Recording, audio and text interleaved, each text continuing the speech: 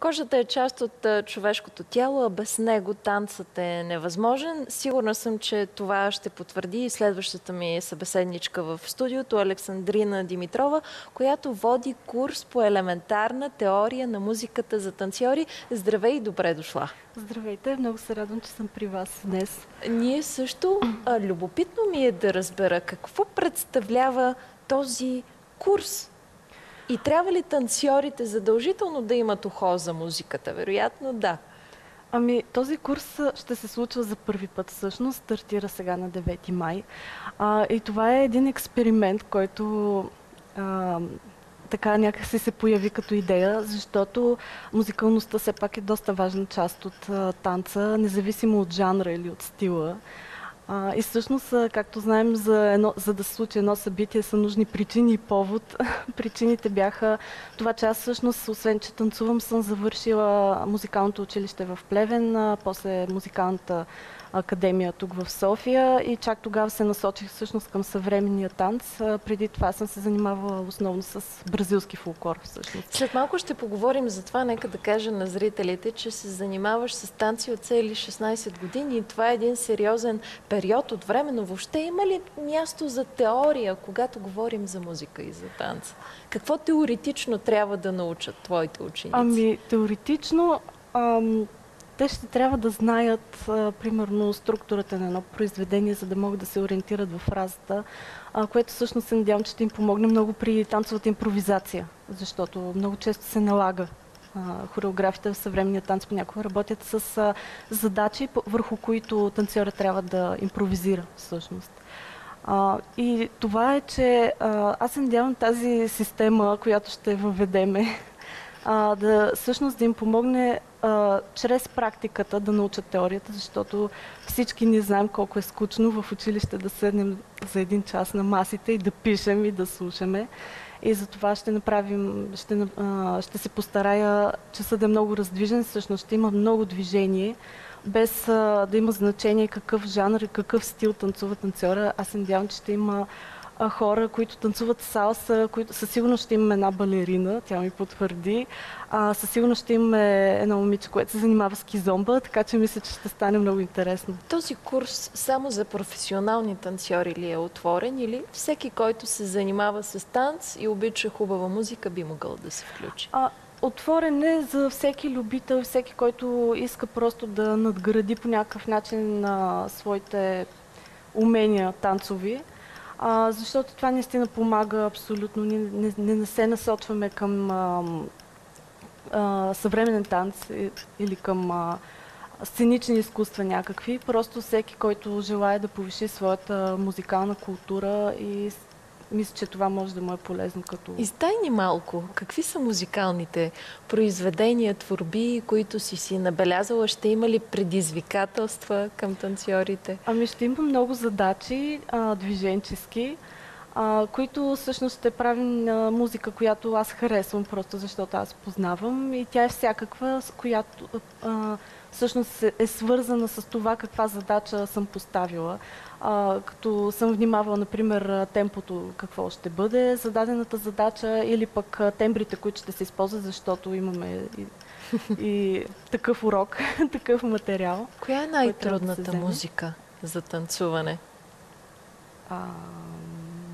За теб, може би, коя е била? За мен? Краката те водят, обаче ушите някакси не улавят ритъма, не улавят темпото. Не бих казала, че има някаква трудна музика. Може би има трудна задача, която да ме затрудни в първи момент, но като цяло във всяка една музика има толкова много елементи. Музиката е много богата за интерпретация, така че... Ще има ли място за импровизация на курса? Абсолютно. Или това е задължителната подправка? Може би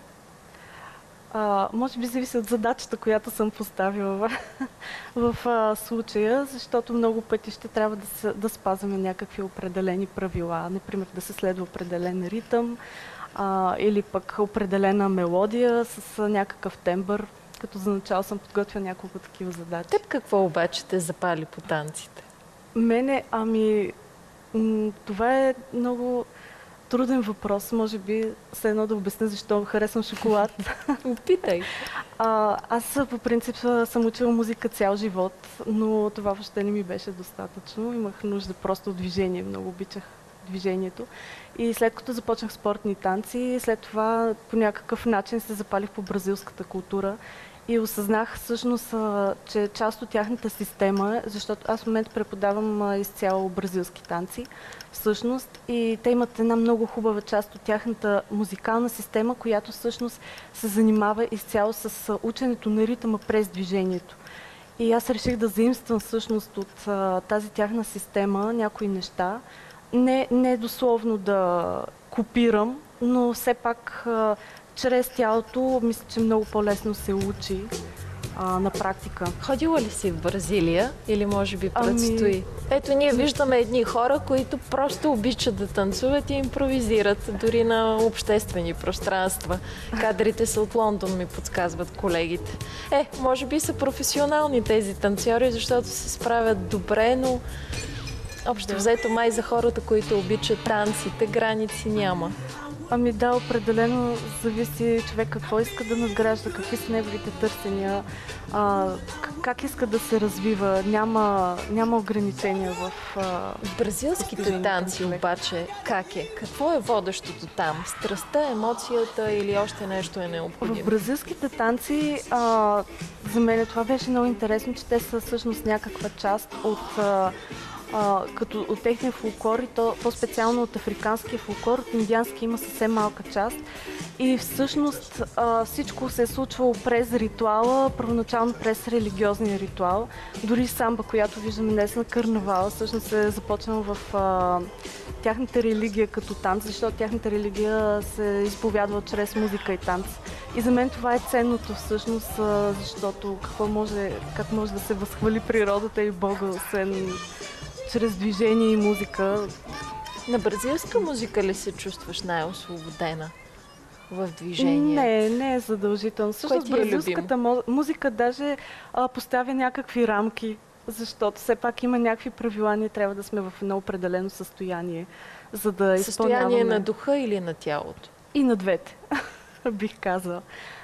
На тялото определено много релаксирано състояние, което всъщност е доста трудно да се постигне в нашите географски ширини. Тоест хората, ако са нерваци, не могат да танцуват бразилски танци. Така ли бих излиза? Казала, по-скоро бих казала, ако са много стегнати физически и не могат да се отпуснат като състояние, защото наистина движението изисква голяма релаксация и координация, нищо повече. Какво виждаме в момента? Това е провокация към теб от колегите. Това е, не мога да кажа от коя година, честно казано. От някой карнавал в Рио, най-вероятно. Понеже има такива, те са състезания, на които трябва да се избере тази Рейния до самба, която всъщност тя води оркестъра и всъщност е много престижна титла, да го наречем. И те всъщност имат като конкурси, както не свят, нещо такова, за всяка школа, коя е най-добрата танцорка на самба. Ще има ли такива най награди и предизвикателства за участниците в курса по елементарна теория на музиката? В курса ще има ли поощрителни награди? Надявам се, че най-голямата награда ще бъде това, че много ще се забавляваме и ще намираме някакви нови неща, всеки за себе си. И всъщност аз се надявам просто да ги поощрявам с една положителна енергия и може би приятно отношение, защото аз лично нямам търпение да започнем, ще бъде много забавно. Колко време ще продължи? 10 астрономически часа, които сме разпределили в 5 седмици. От 9 май до 8 юни ни е последния час. Ще накараш ли балерината да танцува хип-хоп? Ще я изкараш ли от рамките, на които тя най-вероятно е свикнала? Аз се надявам, че ще провокирам тя сама да го потърси, но наистина човек от каквото има нужда това ще прави, без да имаме предвид някакви танцови техники. Може би накрая да обясним, има ли връзка между ритъм, темпо, танц, движение, ако трябва теоретично да дадем някакво определение? Ами да, ритъм и темпо всъщност са неразривно свързани, защото ритъмът без темпо не може да бъде конкретно означен, ако мога така да кажа. И всъщност те са една Вървят част, ръка която за ръка. Да, всички елементи в музиката са неразривно свързани.